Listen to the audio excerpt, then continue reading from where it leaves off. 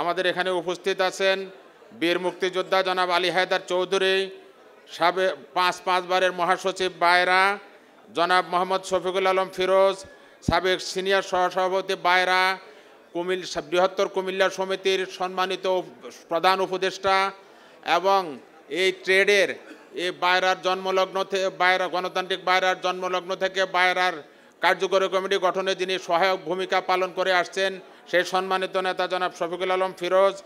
বায়রার সাবেক মহাসচিব জনাব কাজী মোহাম্মদ মফিজুর রহমান, জনাব মনসুর আহমেদ কালাম, উনি এখনও উপস্থিত হন নাই, উনি উপস্থিত হবেন আমাদের সাথে ইনশাল্লাহ, জনাব আব্দুস সোবহান ভুঁইয়া হাসান, সাবেক সহসভাপতি বায়রা,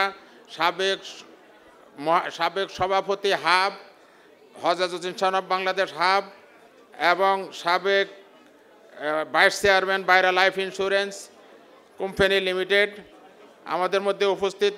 এখনও উপস্থিত হবেন জনাব আসলাম খান, সাবেক মহাসচিব আতাব এবং বৃহত্তর কুমিল্লা সমিতির সম্মানিত সভাপতি।